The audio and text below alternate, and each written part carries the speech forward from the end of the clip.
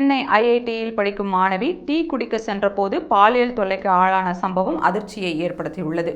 சென்னை அண்ணா பல்கலைக்கழகத்தில் படிக்கும் மாணவி ஒருவருக்கு நடந்த பாலியல் அத்துமீறல் சம்பவம் பெரும் பரபரப்பை ஏற்படுத்தியது. அதைத் தொடர்ந்து புதுச்சேரி தொழில்நுட்ப பல்கலைக்கழகத்தில் வட மாநில மாணவி ஒருவர் பாலியல் வன்கொடுமைக்கு ஆளானார்.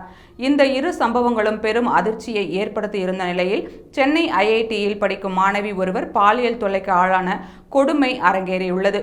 பொங்கல் பண்டிகையன்று சென்னை ஐஐடிக்கு வெளியே இருக்கும் டீ கடைக்கு தனது நண்பருடன் அந்த பெண் டீ குடிக்க சென்றுள்ளார். அப்போது அங்கு வேலை செய்யும் நபர் அந்த பெண்ணுக்கு பாலியல் தொல்லை கொடுத்துள்ளார். இதனால் அதிர்ச்சி அடைந்த மாணவி போலீசில் புகார் கொடுத்துள்ளார். அதன் பேரில் அந்த நபரை போலீசார் கைது செய்தனர். மாணவிக்கு நடந்த பாலியல் தொல்லை குறித்து விளக்கம் கொடுத்துள்ள சென்னை ஐஐடி, இந்த சம்பவம் கல்லூரி வளாகத்தில் நடைபெறவில்லை, கல்வி நிறுவனத்திற்கு வெளியே மாணவி டீ குடிக்க போன போது நடந்துள்ளது. கைதான நபருக்கும் ஐஐடிக்கும் எந்த தொடர்பும் இல்லை. மாணவிக்கு பாலியல் தொல்லை கொடுத்த நபர் வெளியே இருக்கும் பேக்கரியில் வேலை செய்தவர் என்று குறிப்பிட்டுள்ளது.